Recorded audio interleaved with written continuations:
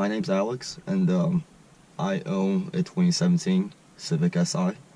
And today, we're going to talk about something kind of interesting that I haven't seen a video like this before. So I'm going to talk about like a long-term review of TSP Stage 2, or I guess like a discussion about it. So, well, first of all, I'm going to do a full disclosure. I'm not paid by anyone to do this review or video. I bought this tune from Two Step Performance with my money. I never reached out to them about it. I never told anyone I'm making this video. So yeah, here we go. Okay, so I'm gonna start off with talking about what this tune is. So it's called TSP Stage 2. So it's made by Two Step Performance, or it's offered by Two Step Performance. Their Stage 2 tune is an off-the-shelf tune that is readily available for you to buy and on their website, and it's only available on KTuner, not Data, and it doesn't matter if you have to leave V1.2 or the V2 with the little screen thingy. So it is a flex fuel tune, meaning that it's a tune that requires and utilizes a flex fuel sensor like a PRL plug and play flex fuel kit, which I have, and it adjusts the tune according to how much ethanol it detects, like the content it detects in your fuel system, and it adjusts like various fuel, ignition, turbo response, and throttle response parameters according from their website. And I'm sure there's like more adjustments in the background. Like that's it. There's more stuff in the background that's not listed. And according to their website, this tune, a TSP Stage 2 tune on a completely stock 2017 Civic Si, made 270 wheel horsepower and 327 pound-feet of torque to the wheels on an ethanol mix that's between 30 and 40%. So it's a good step from TSP Stage 1 and 1 Plus, which they also offer their other off-the-shelf tunes. It just makes more power than those because they're not using ethanol.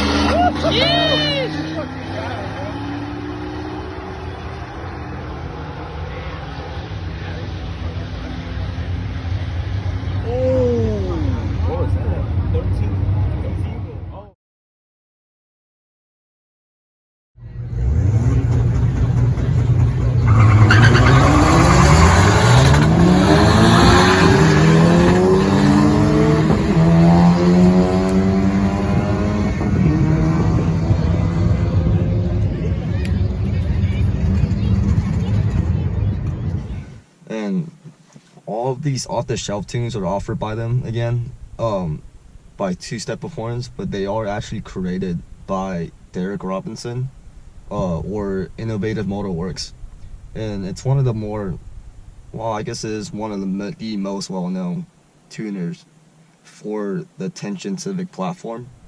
And the guy, he is a very active member on the Facebook pages and the forums and stuff like that, and he answers all the questions that people have on there, and he does make a lot of posts. Well, at least he used to, like, write up some stuff, technical tuning stuff. He's gotten a kind of a reputation, I guess, for being kind of an ass online, but it's like that's why we love him, because he's really straightforward and honest about stuff. And when you do have a serious question, he does answer it, and you can email him anytime.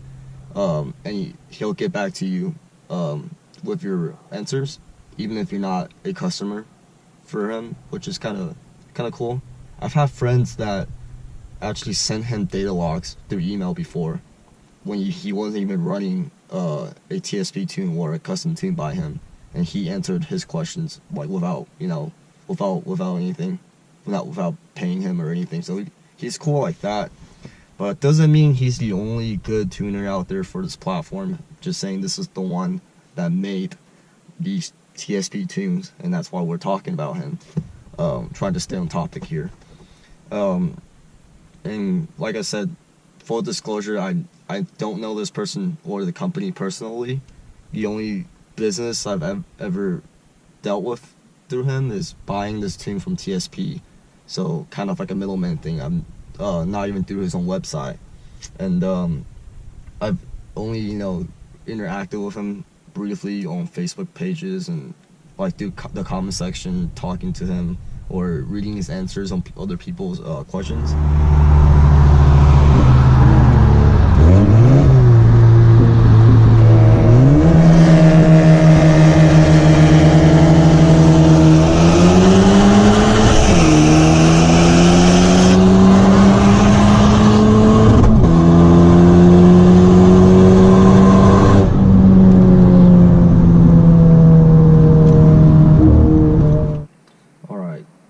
So, let's get into my experiences with the tune. I guess the review part of it. So I bought this tune and I flashed it on my car with K-Tuner, a K-Tuner V1.2, back in October of 2019. And back then I had a street math PRL Cobra intake and just the intake only, and the tune. So I had to get the street math version of the tune. And then I eventually, in July of 2020, I switched to a race math intake, same PRL intake, but just race math housing. And then I upgraded to the race math version of the tune. And by that point, I had what's considered, I guess, full bolt-ons. So that includes a PRL race math intake, Cobra intake, a PRL catless downpipe. I have an NVIDIA front pipe, an engine intercooler with stock charge pipes, so I guess not full bolt-ons, but anyways, and of course the PRL Flexil kit that you need to work with this tune. So my initial reaction almost 2 years ago when I first flashed the TSP Stage 2 tune on my car, is that it's amazing once you pump some ethanol in it, the right amount of ethanol in it.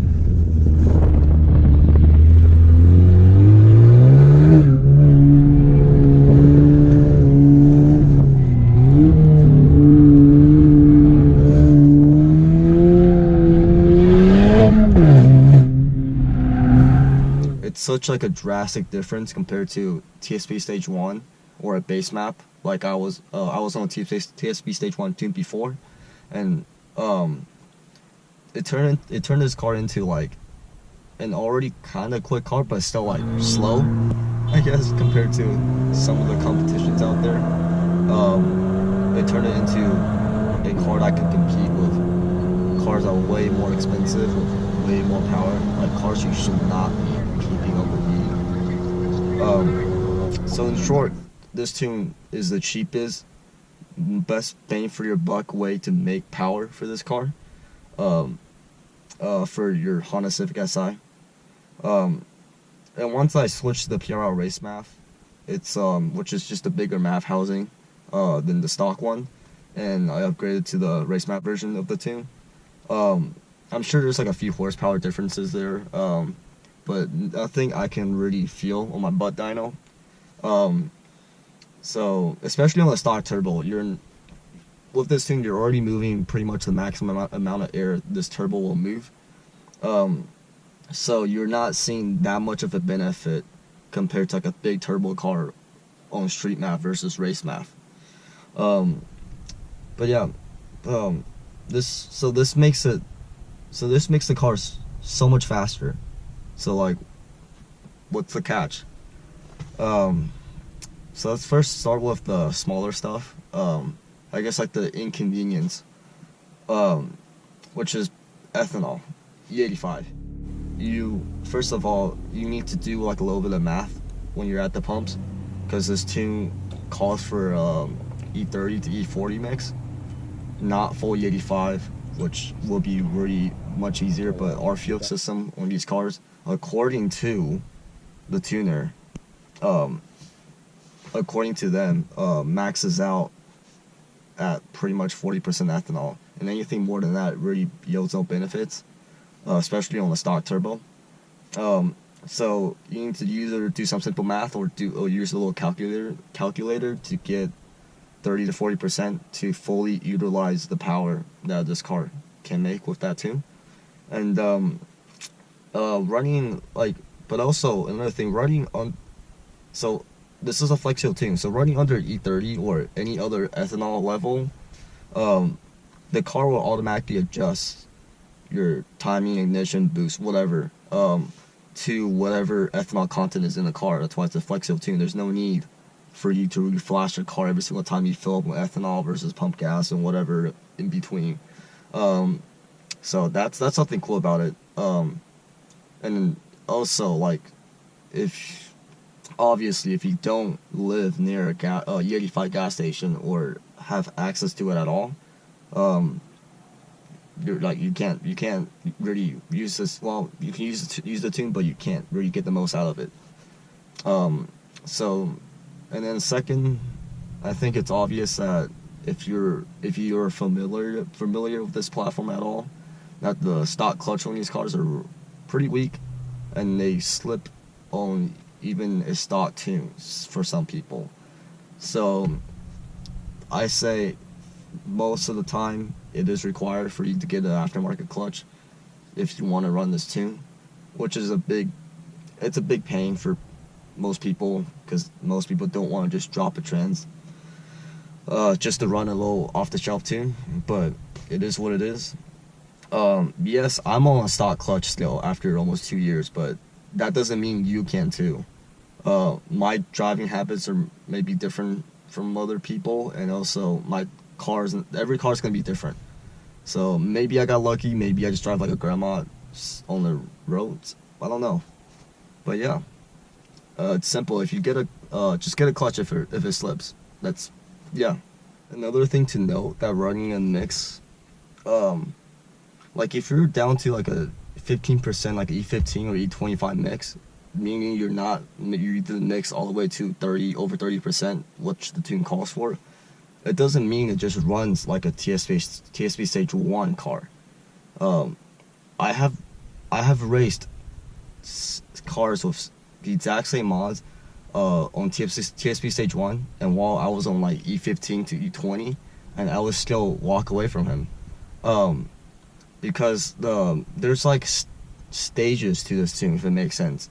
So depending on the amount of ethanol you put in the car, the more ethanol you put in the car, the more the car will adjust to make more power. So your car can run at E20, E25, E30, and then obviously over E30, it'll make the most amount of power that the tune is meant to do. Until you reach the maximum amount, which is 40%, and after E40, there's really no benefits. There's really no benefits that you'll see, and it may even harm the car because you're maxing out that fuel pump, the high pressure fuel pump, and the car may lean out because it's not getting enough fuel, and all sorts of stuff that could happen.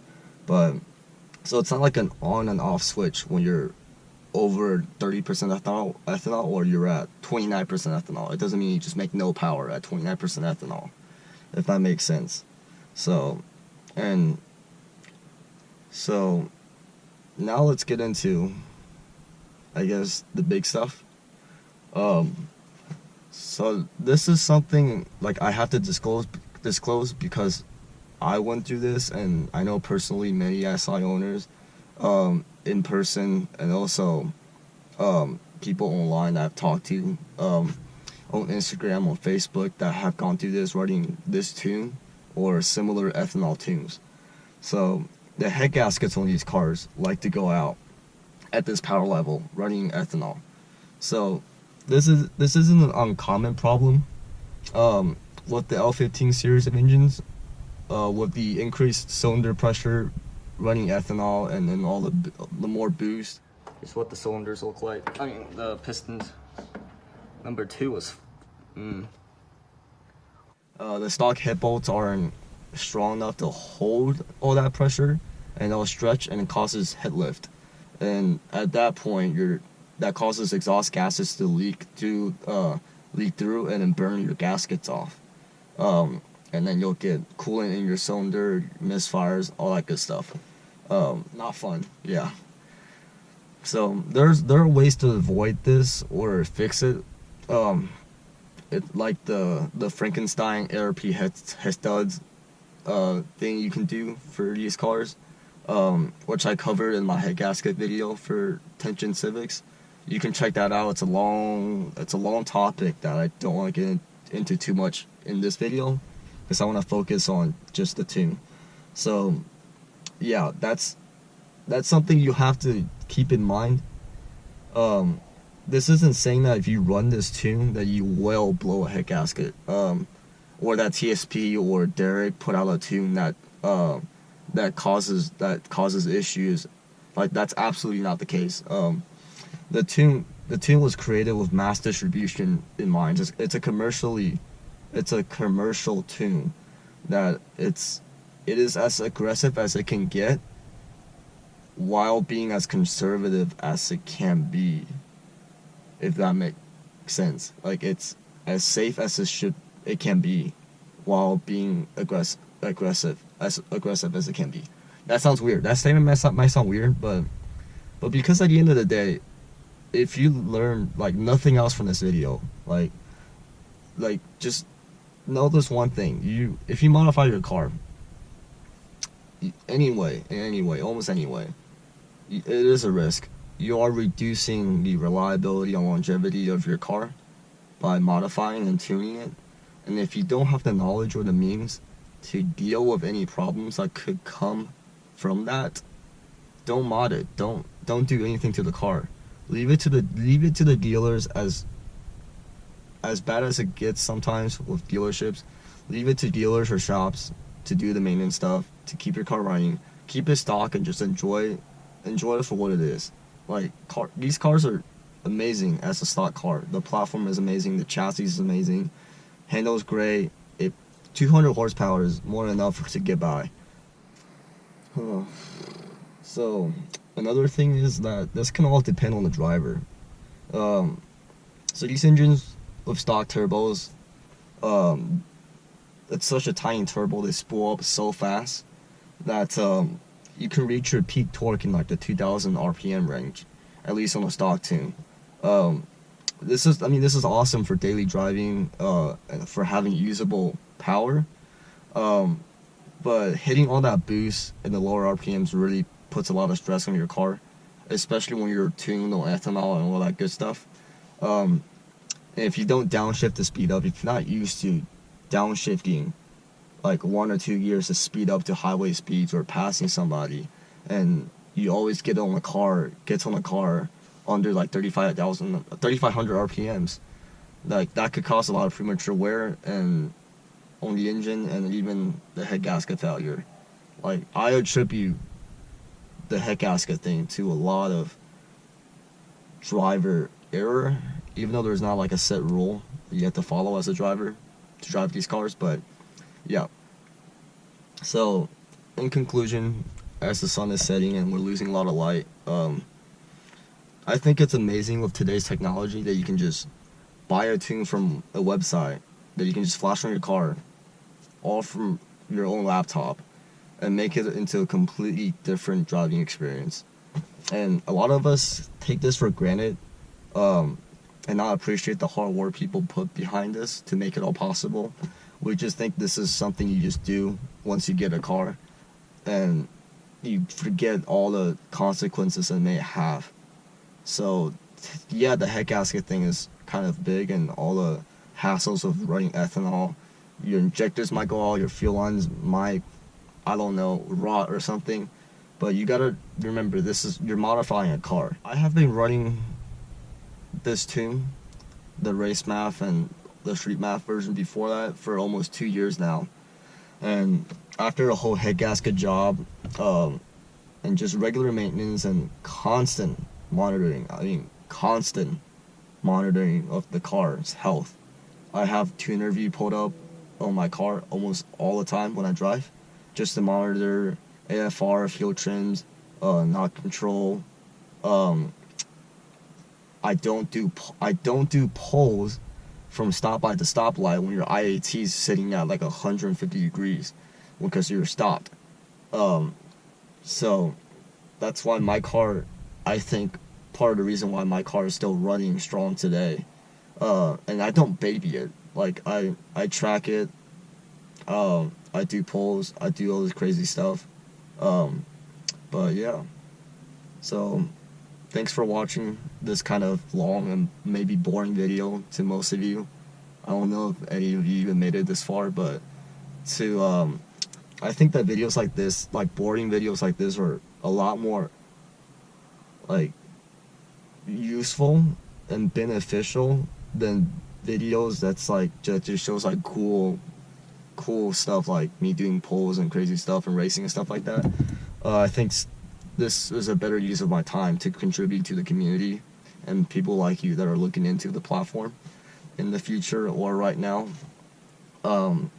So I hope like this helped you guys at least a little bit. So that's all I have.